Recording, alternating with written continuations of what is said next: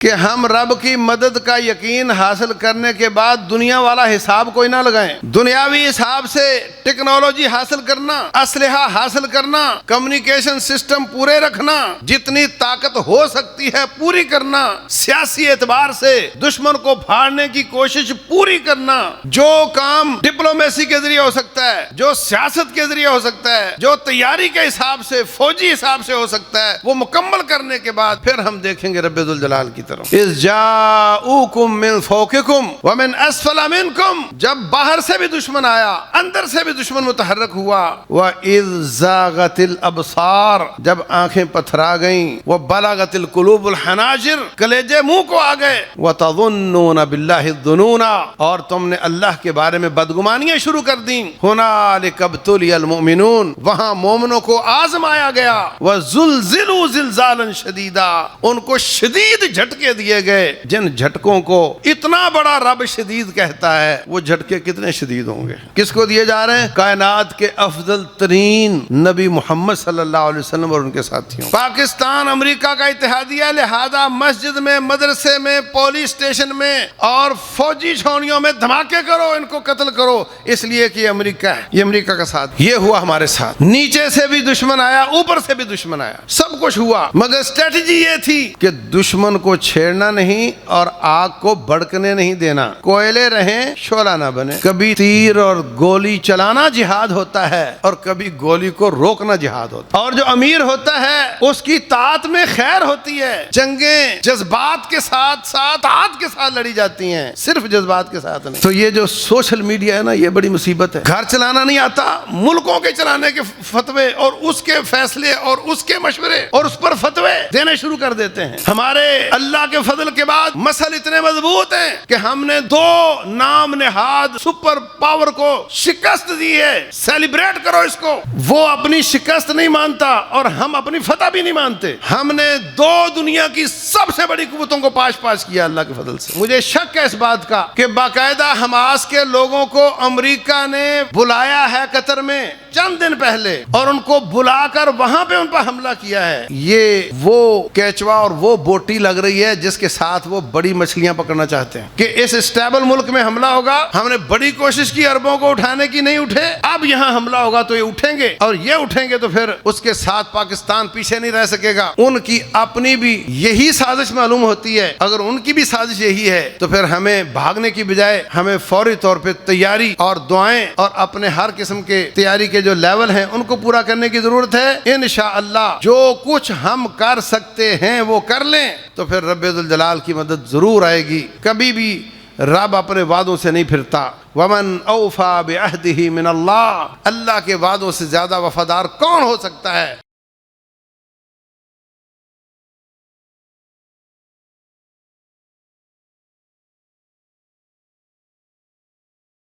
قال اللہ سبحانہ وتعالی لقد كان لكم في رسول الله أسوة حسنة لمن كان يرجو الله واليوم الآخر وذكر الله كثيرا. ولما رأى المؤمنون الأحزاب قالوا هذا ما وعدنا الله ورسوله وصدق الله ورسوله وما زادهم إلا إيمانا وتسليما. من المؤمنين رجال صدقوا ما عاهدوا الله عليه فمنهم من قضى نحبه ومنهم من ينتظر وما بدلوا تبديلا. محترم سامعین اور سامعات، اللہ تبارک و تعالی نے سورہ احزاب میں غزوہ احزاب کا ذکر کیا ہے. احزاب حزب کی جمع ہے. حزب کا معنی ہوتا ہے گروہ. جب زیادہ گروہ جمع ہو جائیں تو وہ غزوہ احزاب بن جاتا ہے. دشمن اکیلا اکیلا آ کر نبرد ازما ہوتا ہے، اور جب بات نہیں بنتی تو پھر اوروں کو ساتھ ملاتا ہے.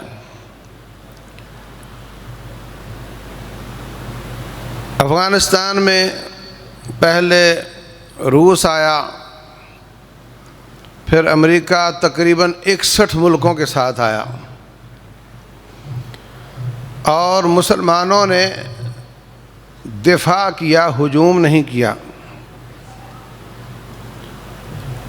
20 سال تک وہ بیٹھا رہا اور پھر وہ اس قدر اکتا گیا، جب روس بھاگا تھا تو اس نے پیچھے مڑ کر نہیں دیکھا تھا اور اس کے 15 ٹکڑے ہو گئے تھے، اور جب امریکی اتحاد بھاگا 3 دن کا ان کو ٹائم دیا تھا، وہ 5-6 گھنٹوں میں ہی چلے گئے، اور اتنی جلدی میں تھے کہ لوگ جہاز کے پروں کے ساتھ لٹک رہے تھے۔ کبھی ایسا منظر آسمان کی آنکھ نے نہیں دیکھا ہوگا۔ اور جو جہاز کے اندر بیٹھے تھے وہ بکریوں کی طرح بیٹھے تھے، سیٹوں پر نہیں بیٹھے تھے، بکریوں کی طرح کھلے بٹھائے گئے تھے، اور سب کو جلدی تھی کہ کوئی شکل ایسی بنے کہ ہم یہاں سے چلے جائیں۔ محترم بھائیوں، بدر ہوئی، احد ہوئی، اکیلا دشمن نبی صلی اللہ علیہ وسلم کے مقابلے میں آیا۔ پھر انہوں نے سوچا کہ اس طرح بات نہیں بنتی، تو پھر وہ 7 بنو غطفان کو ملا کر، اوروں کو ملا کر آ گئے۔ اس کو اللہ تعالیٰ نے غزوہ احزاب کہا ہے۔ صحابہ کرام نے خندق کھود کر مقابلہ کیا۔ مدینہ یہ آتش فشانی علاقہ ہے۔ مدینہ سے تقریباً 200-300 کلومیٹر مکہ روڈ پر بھی اور قصیم روڈ پر بھی آپ کو کھنگر والے پتھر نظر آئیں گے، ایسے اوپر نظر آئیں گے، پورا علاقہ کالا نظر آئے گا۔ 2 پتھر ہٹاؤ تو نیچے ریت ہوگی، مٹی ہوگی۔ تو مدینہ میں آپ کے آنے سے پہلے بھی کوئی آتش فشاں پھٹا تھا مدینہ کے اگل بغل میں، اور 6 ہجری میں پھر آتش فشاں پھٹا تھا۔ رسول اللہ صلی اللہ علیہ وسلم نے فرمایا تھا کہ ایک آگ مدینہ سے اٹھے گی، شام میں بصرہ علاقے کے لوگ اس آگ کی روشنی میں رات کو اپنے اونٹ پہچان سکیں گے۔ یہ علامت 6 ہجری میں پوری ہوئی۔ تو مدینہ میں یہ پتھر بچھے ہوئے تھے، ادھر سے دشمن آ نہیں سکتا تھا، جدھر سے آ سکتا تھا ادھر تقریباً 2.25 کلومیٹر کی خندق کھودی گئی۔ اتنی گہری تھی کہ کوئی اس میں گرے تو نکل نہ سکے، اور اتنی چوڑی تھی کہ اس کو کوئی کراس نہ کر سکے۔ فیصلہ اچانک ہوا، دشمن چیلنج کر چکا تھا یا اس کا پتہ چل چکا تھا، اور اندر سے بنو قریظہ جو یہودیوں کا بچا کھچا قبیلہ تھا، انہوں نے مکے والوں کو کہا تھا کہ جب آپ آؤ گے تو اندر سے ہم بھی آپ کا ساتھ دیں گے۔ ان کے ساتھ نبی صلی اللہ علیہ وسلم کا معاہدہ تھا کہ مدینے کی سطح پر آنے والے دشمن کا مقابلہ مل کر کرنا ہے اور اس کا ساتھ نہیں دینا، مگر انہوں نے اس کی غداری کی، اور سوچ یہ تھی کہ اب مسلمانوں کے ساتھ وعدہ اور عہد پورا کرنے کی کیا ضرورت ہے، اب تو راج کریں گے مکے والے، ان کے تو دن گنے جا چکے ہیں، ہارنے والوں کے ساتھ کیوں دیں، ہم جیتنے والوں کے ساتھ ہیں، وہ مل کر آ رہے ہیں اور مدینے والے ان کا مقابلہ نہیں کر سکیں گے۔ آپ یہ کہہ سکتے ہیں کہ نبی صلی اللہ علیہ وسلم، ان کا رب ان کی مدد کرے گا، وہ پہچانتے تھے، ان کو اتنی سمجھ نہیں آتی تھی کہ یہ رب کا سچا نبی ہے۔ وہ بہت زیادہ بفرے ہوئے لوگ تھے، انبیاء کو قتل کرنا ان کے لیے کوئی بڑا مسئلہ نہیں تھا، اس لیے وہ سمجھتے تھے کہ انبیاء اگرچہ بہت برگزیدہ ہوتے ہیں مگر ان کو قتل کیا جا سکتا ہے۔ جب آپ کو پتہ چلا کہ دشمن اکٹھا ہو کر آ رہا ہے تو آپ نے ساتھیوں کو جمع کیا۔ یہ حدیث شاید آپ نے پہلے کبھی نہ سنی ہو، بخاری شریف کی حدیث ہے۔ آپ نے اپنے ساتھیوں کو جمع کر کے پوچھا، فرمایا ساتھیوں کیا مشورہ ہے؟ اگر مکے والے اکیلے ہوتے تو وہ 2 دفعہ ہم ان کا مقابلہ کر چکے ہیں، اب کی بار بھی کر لیتے، اب ان کے ساتھ بنو غطفان مل کر آ رہے ہیں،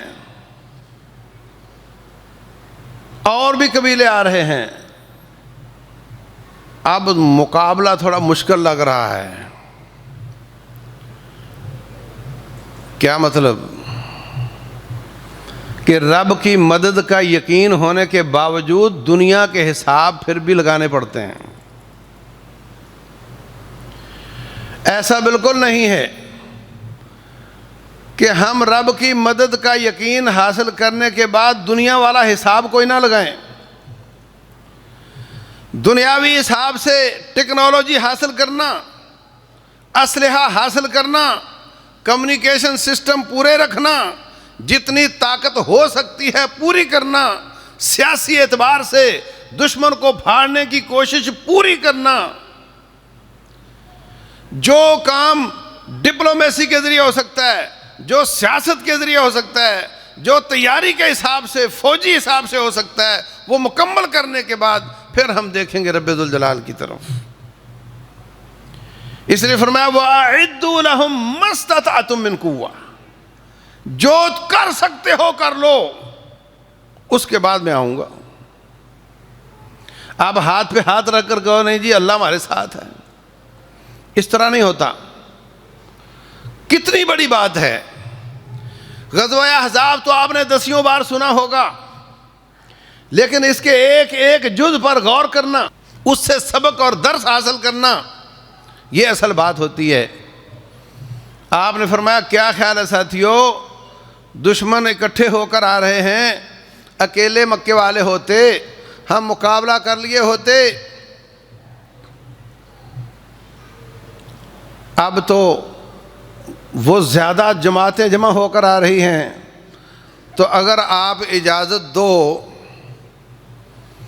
ہم مدینے کی کھجوروں کا پھل بنو غطفان کو دینے کا وعدہ کر لیں اور ان سے کہیں کہ تم ان کا ساتھ چھوڑ کر واپس چلے جاؤ۔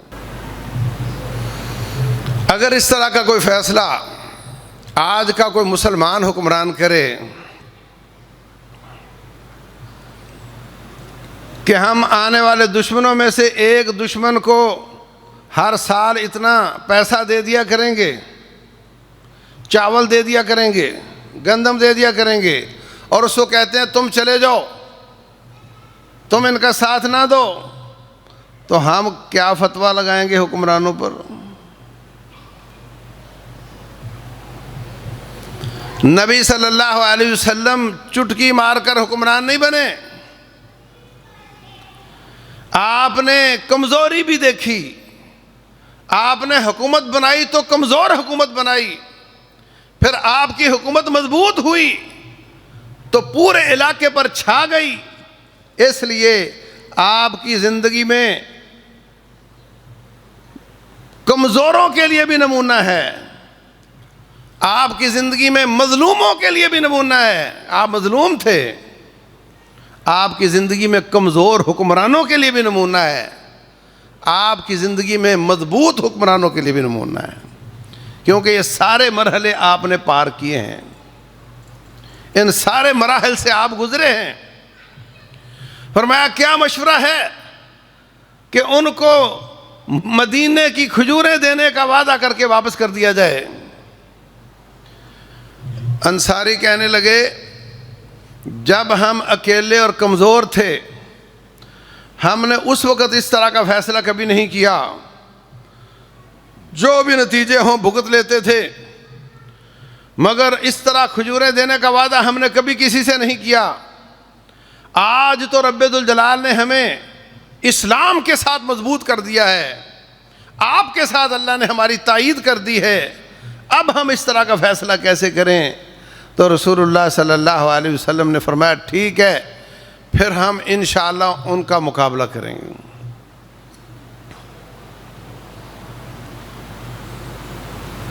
حالت بہت خراب تھی، حالت بہت خراب تھی،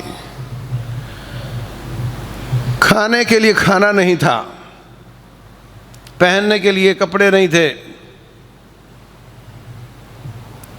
راتوں کو جاگنا پڑتا تھا، دن رات کام کرنا پڑتا تھا، کسی کلہاڑی کا کام، کدھال کا کام، محنت والا کام۔ محنت کرو تو بھوک لگ جاتی ہے، پر کھانا نہیں تھا۔ دشمن کا خوف تھا، ابھی وہ آئے کہ آئے، اتنا زیادہ خوف تھا کہ رب ذوالجلال نے اس کا نقشہ کھینچا ہے۔ اذ جاؤکم من فوقکم ومن اسفل منکم، جب باہر سے بھی دشمن آیا، اندر سے بھی دشمن متحرک ہوا۔ وَإِذْ زَاغَتِ الْأَبْصَارِ، جب آنکھیں پتھرا گئیں۔ وَبَلَغَتِ الْقُلُوبُ الْحَنَاجِرِ، کلیجے منہ کو آ گئے۔ وَتَظُنُّونَ بِاللَّهِ الظُّنُونَ، اور تم نے اللہ کے بارے میں بدگمانیاں شروع کر دیں۔ هُنَالِكَ ابْتُلِيَ الْمُؤْمِنُونَ، وہاں مومنوں کو آزمایا گیا۔ وَزُلْزِلُوا زِلْزَالًا شَدِيدًا، ان کو شدید جھٹکے دیے گئے، جن جھٹکوں کو اتنا بڑا رب شدید کہتا ہے، وہ جھٹکے کتنے شدید ہوں گے؟ کس کو دیے جا رہے ہیں؟ کائنات کے افضل ترین نبی محمد صلی اللہ علیہ وسلم اور ان کے ساتھیوں کو۔ اللہ اکبر۔ وَإِذْ يَقُولُ الْمُنَافِقُونَ وَالَّذِينَ فِي قُلُوبِهِم مَّرَضٌ مَّا وَعَدَنَا اللَّهُ وَرَسُولُهُ إِلَّا غُرُورًا، یہاں تک کہ ایسا جھٹکا جب دانے چھاج میں ڈال کے جھٹکے دیے جاتے ہیں تو پھر بھوسا الگ ہو جاتا ہے، پھر دانے الگ ہو جاتے ہیں۔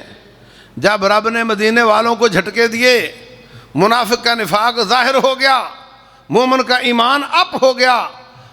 اذ یقول المنافقون والذین فی قلوبہم مرض، جب منافقوں نے کہا ما وعدنا اللہ ورسولہ الا غرورا، کہتے تھے آپ میدان سجاؤ، رب کی مدد آ جائے گی۔ دیکھو میدان سج چکا ہے اور رب کی مدد کوئی نہیں آئی، اللہ اس کے رسول نے نعوذ باللہ ہمارے ساتھ دھوکہ کیا۔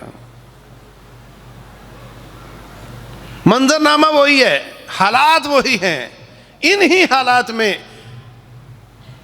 مومنوں نے کیا کہا؟ وَلَمَّا رَأَى الْمُؤْمِنُونَ الْأَحْزَابَ، جب مومنوں نے آنے والے دشمن کو دیکھا۔ انالیسز کے پیچھے ایمان ہو تو انالیسز اور طرح کا ہوتا ہے، انالیسز کے پیچھے نفاق ہو تو انالیسز اور طرح کا ہوتا ہے۔ صحابہ کرام کی آپس کی چپکلش، ایمان والا تجزیہ کرے گا تو اور طرح کا ہوگا، نفاق والا کرے گا تو منافقانہ تجزیہ کرے گا۔ منظرنامہ ایک ہے۔ منافق کہتے ہیں ہمارے رب اور رسول نے نعوذ باللہ دھوکہ کیا۔ مومن کیا کہتے ہیں؟ قالوا هذا ما وعدنا اللہ ورسولہ، کل تک تو ہمارے رب رسول نے بتایا تھا کہ تمہارا دشمنوں سے مقابلہ ہوگا، آج ان کو آتے ہوئے ہماری آنکھیں دیکھ رہی ہیں، اس کا مطلب ہمارا رب بھی سچا، ہمارا رسول بھی سچا۔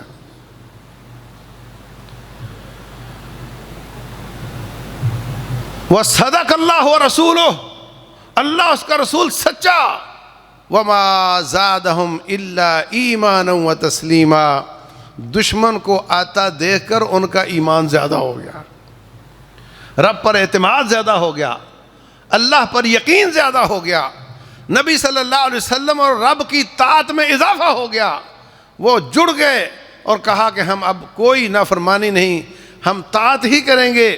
یہ فرق ہوتا ہے، اپنی اپنی نظر ہوتی ہے، نظر کے پیچھے ایمان ہوتا ہے، ایمان کی نظر کچھ اور دیکھ رہی ہوتی ہے، کفر اور نفاق کی نظر کچھ اور دیکھ رہی ہوتی ہے۔ آپ دیکھتے نہیں، حالات خراب ہوں تو ہر بندے کا تجزیہ اپنا اپنا ہوتا ہے۔ ابھی ہندوستان نے حملہ کر دیا تو کئی لوگ کہہ رہے تھے نہیں نہیں انہوں نے کون سا جواب دینا ہے، نہیں نہیں یہ تو بکے ہوئے ہیں۔ بس جی ہضم کر گئے نا، دیکھا ان میں غیرت ہی نہیں ہے نا جی۔ موقع چاہیے بات کرنے کے لیے، موقع کی تلاش میں جیسے بات ہوئی جناب بھر کر لگا دیا۔ میں کہتا ہوں 5 گنا بڑا دشمن ہے۔ جو پاکستان نے کیا بہت اچھا کیا، لیکن بالفرض اگر کوئی دشمن 5 گنا ہو اور مسلمان ریٹیلیٹ نہ کریں اور وہ سمجھیں کہ ان پر حملہ کرنے کا بڑا نقصان ہو سکتا ہے۔ آپ دیکھ نہیں رہے اسرائیل ایک ایک کر کے ملکوں پہ حملے کر رہا ہے۔ جس نے ریٹیلیٹ کیا وہ بھی اپنے حساب سے کیا، فیس سیونگ والا کیا، باقی ہضم کر گئے۔ ان کو پتہ ہے مقابلہ اسرائیل سے نہیں امریکہ سے ہے، اور ہم اس کی جھولی میں بیٹھے ہوئے ہیں، کس منہ سے مقابلہ کریں گے؟ تو اگر کوئی کمزور ہے اور وہ مقابلہ نہیں کرتا تو اس پہ فتوے نہیں جوڑنے چاہیے۔ پاکستان کو امریکہ نے کہا ایک لفظ بولو، رات کے 2 بج چکے ہیں، ہمارے ساتھ ہو یا ہمارے خلاف ہو، بس تقریر نہیں کرنی، یس نو میں جواب دو۔ انہوں نے سوچا کہ پوری دنیا میں کوئی ہمارے ساتھ نہیں ہے، ہے کوئی ان کے ساتھ؟ پوری دنیا میں کوئی ہمارے ساتھ نہیں ہے۔ اگر ہم کہتے ہیں ہم تیرے خلاف ہیں تو پھر ممبئی بیس کیمپ بنے گا اور حملہ پاکستان اور افغانستان پہ ہوگا۔ یہ بھینسا ہے، آ رہا ہے، سامنے کھڑے ہو گئے تو نقصان ہوگا، سائڈ پہ ہو جاؤ تو دیوار سے لگے گا، سینگ ٹوٹ جائیں گے، اس کے پہاڑ سے ٹکرائے گا، سینگ ٹوٹ جائیں گے۔ سائڈ پر ہٹ گئے، کہا ہم تیرا ساتھ دیں گے۔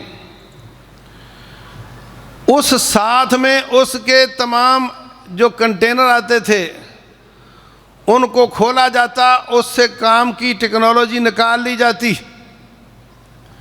اور اوریجنل سیل دوبارہ لگا دی جاتی اور اس کا ویٹ بھی پورا کر دیا جاتا۔ اور جو ملک اس مارکے سے پہلے F-16 کے پیسے دے کر بھی F-16 حاصل نہیں کر پایا تھا، آج وہ اپنے بنا کر کے بیچ رہا ہے۔ اور فوری طور پہ ISI کا سربراہ افغانستان گیا، اس نے جا کر کہا کہ صورتحال اس طرح کی ہے، اگر ہم نے اس کو گودی نہ لیا تو انڈیا گودی لے گا، اور وہ پہلے ہی پرانے قرضے چکانے کے لیے کھڑا ہے، اور ہم سروائیو نہیں کر سکیں گے، پوری دنیا میں ہمارے ساتھ کوئی نہیں، اس لیے ہم نے اس کا ساتھ دینے کی حامی بھری ہے، اور ہم آپ کا بھی پورا ساتھ دیں گے، فکر نہیں کرنا۔ یہ باتیں آج میں خطبے میں اس لیے کہہ رہا ہوں کہ اب تو اس پہ ڈاکومنٹریز بن چکی ہیں، اب تو جس کی پٹائی لگی، جو بھاگا، وہ خود بول بول کر کہہ رہا ہے کہ یہ سارا کام پاکستان نے کیا۔ لیکن فتوے لگانے والوں نے کیا کیا؟ پاکستان امریکہ کا اتحادیہ، لہذا مسجد میں، مدرسے میں، پولیس اسٹیشن میں اور فوجی چھاؤنیوں میں دھماکے کرو، ان کو قتل کرو، اس لیے کہ یہ امریکہ ہے، یہ امریکہ کا ساتھ دے رہا ہے۔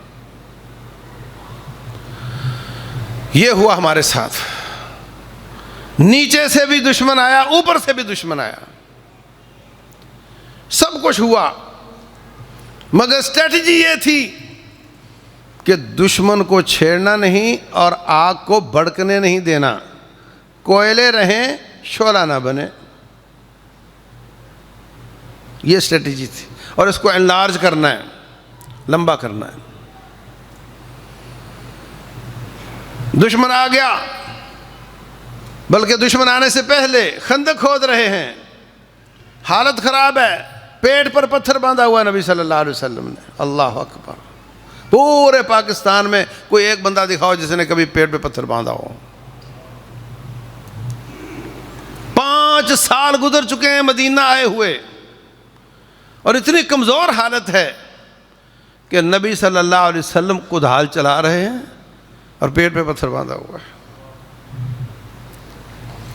حضرت انس، ان کی والدہ کا شوہر طلحہ، ابو طلحہ انصاری رضی اللہ عنہ، دیکھا حالت خراب ہے، گھر گیا، جا کر کہا ام سلیم کوئی کھانے کے لیے ہے؟ نبی صلی اللہ علیہ وسلم سے تو بات نہیں کی جا رہی ہے، ہمت نہیں ہے. کہنے لگی 2-4 لوگوں کا ہے، تھوڑا سا کھانا ہے. حضرت انس کو بھیجا، جاؤ جا کر کان میں بات کرنا اور 2-4 لوگ آئیں، زیادہ نہ آئیں. آپ نے ان کو آتے ہوئے دیکھ کر کہا انس کھانے کی دعوت دینے آئے ہو نا؟ جی. فرمایا سارے ساتھی آ جاؤ، ابو طلحہ نے تمہاری دعوت کی. وہ پریشان ہو کر بھاگے، جا کر ماں کو بتایا.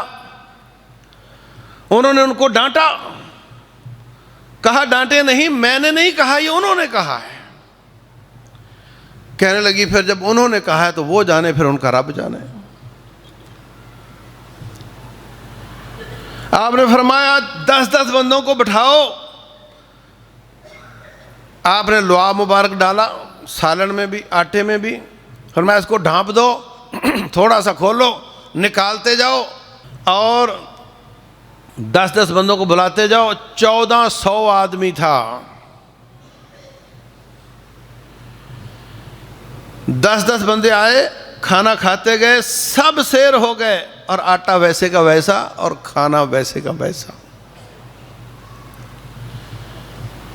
اللہ اکبر. کھانے کے لیے کھانا نہیں تھا، بہت پتلی حالت تھی. اگر دشمن کو پتہ چل جائے کہ ہمارے مقابلے والے ان کے پاس کھانا بھی نہیں ہے، وہ کتنے شیر ہو سکتے ہیں. رازداری تھی. ادھر مسلمان بیٹھ گئے، ادھر کافر بیٹھے ہوئے ہیں. سردی شدید تھی، مدینہ کی سردی لاہور سے کم نہیں ہوتی. اللہ اکبر. 1-2 کوششیں کی انہوں نے آگے بڑھنے کی، مگر نہیں، کراس نہیں کر سکے. رسول اللہ صلی اللہ علیہ وسلم نے فرمایا کون ہے جو دشمن کی رپورٹ لا کر دے گا رات کے وقت، وہ کس حالت میں ہے. سردی اتنی شدید ہے، کپڑے پورے نہیں ہیں، کسی کی ہمت نہیں. آپ نے پھر فرمایا، پھر نام لیا حذیفہ بن یمان رضی اللہ عنہ کا، کہا آپ جاؤ. کہنے لگے حضرت سردی بہت ہے، دعا کرنا. فرمایا نہیں تمہیں سردی نہیں لگتی، جا. خندق کراس کی تو دشمن کے او پی نے، آبزرویشن پوسٹ والے نے کہا کہ کوئی بندہ آ گیا ہے، دیکھو کون آیا ہے. جلدی جلدی جو پاس 2 کافر بیٹھے تھے، 4، ان کو کہا تیرا کیا نام ہے، تیرا کیا نام ہے، تیرا کیا نام ہے. سب کے نام پوچھ کر کہنے لگے ادھر بندے پورے ہیں، کوئی نہیں آیا. پوسٹ والے کو خود ہی کہتے ہیں ادھر کوئی نہیں آیا. رسول اللہ صلی اللہ علیہ وسلم نے نصیحت فرمائی، فرمایا جاؤ، صرف رپورٹ لے کے آنی ہے، کاروائی کوئی نہیں کرنی، دشمن کو چھیڑنا نہیں. اللہ اکبر. کبھی تیر اور گولی چلانا جہاد ہوتا ہے، اور کبھی گولی کو روکنا جہاد ہوتا ہے. اور جو امیر ہوتا ہے اس کی طاعت میں خیر ہوتی ہے، جنگیں جذبات کے ساتھ ساتھ طاقت کے ساتھ لڑی جاتی ہیں، صرف جذبات کے ساتھ نہیں۔ ابو سفیان رضی اللہ عنہ اس وقت ان کے دشمن کے سربراہ تھے۔ حضرت حذیفہ کہتے ہیں میں اتنا قریب چلا گیا کہ ابو سفیان آگ جلا کر کے گرمی حاصل کر رہا تھا، اور میں تیر مارتا تو 100% گردن کراس کر جاتا، یعنی اتنا قریب تھا کہ غلطی کا کوئی امکان نہیں تھا۔ لیکن مجھے یاد آیا کہ نبی صلی اللہ علیہ وسلم نے فرمایا کہ ان کو چھیڑنا نہیں، بس رپورٹ لے کر ہی آنا ہے۔ واپس آ کر کے رپورٹ دی، دن گزر رہے ہیں، رات گزر رہی ہے، حالات بہت خراب ہیں۔ اللہ تبارک و تعالیٰ مدد نازل کرنے سے پہلے بندوں کو آزماتا ہے، جب وہ آزمائش میں پورے اترتے ہیں پھر اللہ کی مدد آتی ہے۔ اللہ تعالیٰ کی مدد آ گئی۔ فَأَرْسَلْنَا عَلَيْهِمْ رِيحًا وَجُنُودًا لَمْ تَرَوْهَا، ہم نے ان پر ہوا بھیجی اور اس میں ایسے لشکر تھے جو تمہیں نظر نہیں آتے تھے۔ اس ہوا نے ان کی دیگوں کو الٹا دیا، دیگوں کی آگ خیموں کو لگا دی، اتنی ہوا آئی کہ خیمے اکھڑ گئے۔ شدید سردی میں تیز ہوا ہو اور کوئی خیمہ نہ ہو جہاں آپ اپنے آپ کو بچا سکیں تو پھر کیا فیصلہ کر سکتے ہیں سوائے اس کے کہ بھاگنے میں عافیت ہے۔ اللہ فرماتے ہیں ہمارے لشکر تھے جو تمہیں نظر نہیں آتے تھے، دشمن بھاگ گیا، اللہ تعالیٰ نے فتح عطا فرمائی۔ تو یہ بزدلی نہیں کہ آپ نے ان کو چھیڑنا نہیں، آپ نے ان کو مارنا نہیں، یہ بہادری ہے، یہ اسٹریٹجی ہے، یہ امیر کی طاعت ہے۔ جس کو جہاں جس کام کے لیے کھڑا کیا وہی کام کرے۔ غالباً قادسیہ کا معرکہ تھا، خالد بن ولید رضی اللہ تعالیٰ عنہ، دشمن 10 گنا سے زیادہ تھا، خالد بن ولید اس کے سربراہ تھے۔ پیادہ کو سامنے کیا، دشمن کے گھوڑے سامنے ہیں، ان کے پیادہ سامنے ہیں، اور اپنے گھوڑ سواروں کو سائیڈ پر چھپا دیا۔ دشمن سمجھ رہا ہے کہ یہی ہیں جو سامنے آ گئے ہیں، یہی ہیں جو سامنے آ گئے ہیں۔ اب پیادہ کا گھوڑے والوں سے کیا مقابلہ ہوتا ہے؟ سائیڈ والوں کو کہا میں جب تک اجازت نہ دوں اس وقت تک آپ نے تیر نہیں چلانا، کاروائی نہیں کرنی۔ اللہ اکبر، صحابہ کرام لڑ رہے ہیں، وہ ابا قتل ہو گیا، وہ بھائی قتل ہو گیا، وہ دیکھ رہا ہے، مگر امیر کی اجازت نہیں ہے۔ ہم ہوتے تو کہتے یہ بکا ہوا ہے، یہ بک گیا ہے۔ دشمن آگے بڑھا، سامنے والے پیادہ شہید ہو گئے، دشمن اور آگے بڑھا، پیچھے فیملیوں کے خیمے تک پہنچ گیا، مگر گھوڑ سواروں کو حملہ کرنے کی اجازت نہیں۔ دشمن نے فتح کا اعلان کر دیا، دشمن نے اپنی صفیں توڑ دیں، جشن منانے لگ گئے، رقص کرنے لگ گئے۔ اب انہوں نے حکم دیا اپنے گھوڑ سواروں کو کہ اب کاٹنا شروع کرو۔ اب دشمن تتر بتر، اور وہ جو اب تک شہداء ہوئے ان کا غصہ اور ان کا انتقام ان کے سینوں میں، اب وہ جو ان پر ٹوٹے تو وہ سمجھے کہ ان کی مدد آ گئی ہے باہر سے، ایسا مارا کہ غالباً 10 گنا دشمن تھا، سارے بھاگ گئے۔ اللہ تعالیٰ نے فتح عطا فرمائی۔ تو یہ جو سوشل میڈیا ہے نا، یہ بڑی مصیبت ہے۔ گھر چلانا نہیں آتا، ملکوں کے چلانے کے فتوے اور اس کے فیصلے اور اس کے مشورے اور اس پر فتوے دینے شروع کر دیتے ہیں۔ تو میرے عزیز بھائیوں، یہ جنگیں ہیں، یہ مارکے ہیں، یہ خون ہیں، یہ ذمہ داریاں ہیں، یہ ہماری خواہشات پر نہیں ہوتے۔ پاکستان نے غزوہ احزاب لڑا اور یہی اسٹریٹجی تھی کہ ان کو چھیڑنا نہیں. کبھی ان کا تیل بند کر دیتے تھے, رسد بند کر دیتے تھے, تم نے ہمارے فوجیوں کو کیوں مارا. کبھی وہ ڈرون اندر لا کر کے پاکستان میں قتل کرتے تھے. بے وقوف لوگ بے غیرتی کے فتوے لگاتے تھے کہ تمہارے اندر وہ آ کر کے مار رہے ہیں, کہاں ہیں تمہاری فوجیں, ہمارا ٹیکس کھا جاتے ہو, یہ کر لیتے ہو, وہ کر لیتے ہو. برداشت کرتے رہے, لمبا کرتے رہے, یہاں تک کہ دشمن تھک گیا, اس کا بہت زیادہ نقصان ہو گیا اور اس کی ٹیکنالوجی کا برکس نکل گیا, اور رب نے اپنے آزمانے کا پیریڈ پورا کیا. جب دیکھا یہ بندے میرے بھاگ نہیں رہے, پھر اللہ تعالیٰ کی مدد آئی اور آج اللہ تعالیٰ نے ہمیں آزادی عطا کی کہ دشمن, دونوں دشمن, دنیا کے سب سے بڑے دشمن باری باری آ کر کے وہاں پہ شکست کھا کے جا چکے ہیں. اور اب وہ اسرائیل کے ذریعے, امریکہ اسرائیل کے ذریعے مسلمانوں پر حملے کر رہا ہے. یہ حملے کل قطر پہ حملہ کیا ہے, 7 ملکوں پہ, مراکش پہ حملہ کیا ہے, قطر پہ کیا ہے, یمن پہ کیا ہے, لبنان پہ کیا ہے, فلسطین پر کیا ہے, ایران پر کیا ہے, سب پر حملے کر رہا ہے. اور یو این او کا چارٹر کیا کہتا ہے کہ نہیں کر سکتا, وہ کر رہا ہے, اور امریکہ کی اشیر بات سے کر رہا ہے. یہ یو این کس نے بنائی تھی؟ انہوں نے بنائی تھی.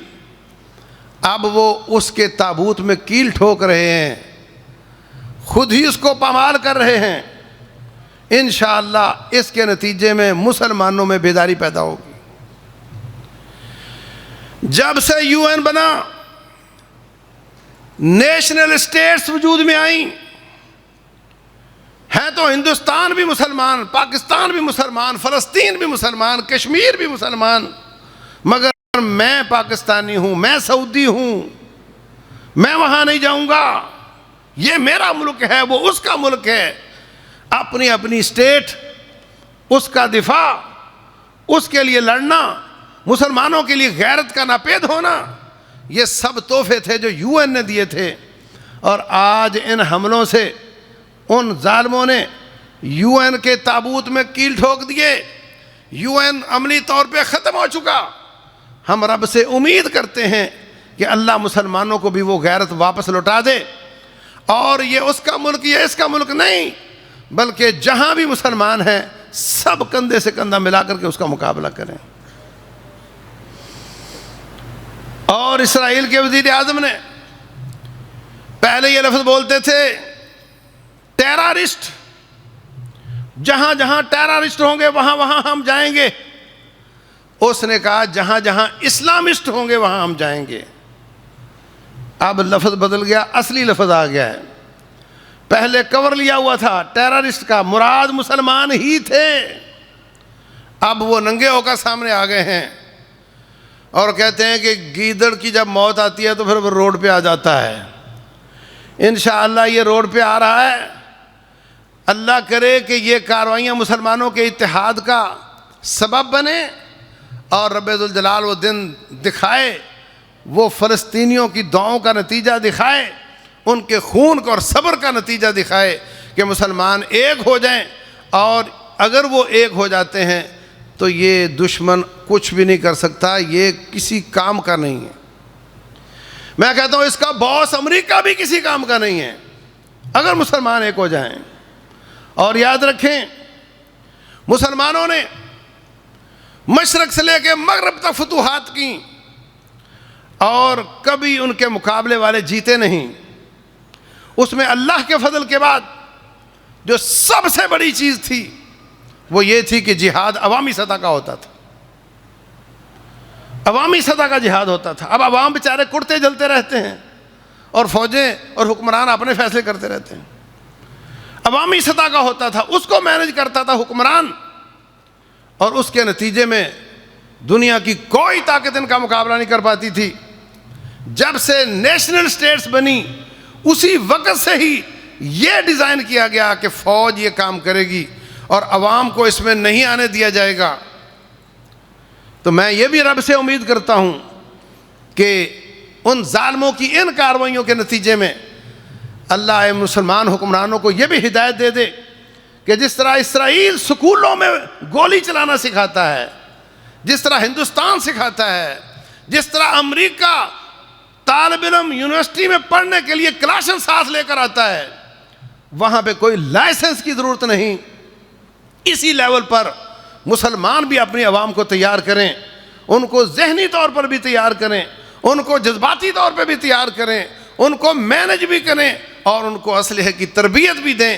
انشاءاللہ اگر وہ زمانہ اس لیول کی ہماری تیاری ہوگی تو کوئی دنیا کا دشمن ہمارا مقابلہ نہیں کر سکتا. ہمارے اللہ کے فضل کے بعد مسل اتنے مضبوط ہیں کہ ہم نے 2 نام نہاد سپر پاور کو شکست دی ہے. سیلیبریٹ کرو اس کو. وہ اپنی شکست نہیں مانتا اور ہم اپنی فتح بھی نہیں مانتے. ہم نے 2 دنیا کی سب سے بڑی قوتوں کو پاش کیا اللہ کے فضل سے. اور یہ جو چند گھنٹوں کا مارکا تھا اس نے کان کھڑے کر دیے پوری دنیا کے. یہ ساری قوتیں عرب و عجم کی اگر اکٹھی ہو جائیں تو کیا دنیا کی طاقت ان کا مقابلہ کر سکتی ہے؟ بالکل نہیں کر سکتی. لیکن اس کو اسی لیول پہ لے جانا ہوگا جس لیول پر نبی صلی اللہ علیہ وسلم کے زمانے اور صحابہ اکرام کے زمانے میں تیاری ہوتی تھی. پھر کوئی ہمارا مقابلہ نہیں کر سکتا. اللہ تبارک و تعالی ہمیں مسلمانوں کو بھی ہدایت عطا فرمائے، ان کے حکمرانوں کو بھی دنیا سے لو نہ لگائیں، دنیا سے محبت کرنے کی بجائے شہادت کی موت سے محبت کریں اور اپنی تیاری رکھیں. اگر قطر ریٹیلیٹ کرتا ہے تو وہ سارے عرب مل کر کریں گے، اور اگر وہ مل کر کرتے ہیں تو پاکستان پیچھے نہیں رہ سکے گا. پاکستان اس میں شامل ہوتا ہے تو کمر میں ہندوستان حرکت کر سکتا ہے. ہندوستان اور اسرائیل کا کوئی فرق نہیں ہے، ایک ہی چیز ہے. اور یہ جنگ عالمی بن سکتی ہے. اس لیے ذہنی طور پہ بھی، فکری طور پہ بھی، جذباتی طور پہ بھی اور عملی طور پہ بھی ہمیں اپنی تیاری شروع کر دینی چاہیے.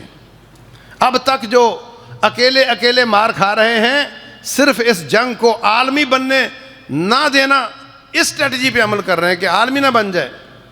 اور مجھے شک ہے اس بات کا کہ باقاعدہ حماس کے لوگوں کو امریکہ نے بلایا ہے قطر میں چند دن پہلے اور ان کو بلا کر وہاں پہ ان پر حملہ کیا ہے. یہ وہ کیچوا اور وہ بوٹی لگ رہی ہے جس کے ساتھ وہ بڑی مچھلیاں پکڑنا چاہتے ہیں کہ اس اسٹیبل ملک میں حملہ ہوگا. ہم نے بڑی کوشش کی عربوں کو اٹھانے کی، نہیں اٹھے. اب یہاں حملہ ہوگا تو یہ اٹھیں گے، اور یہ اٹھیں گے تو پھر اس کے ساتھ پاکستان پیچھے نہیں رہ سکے گا.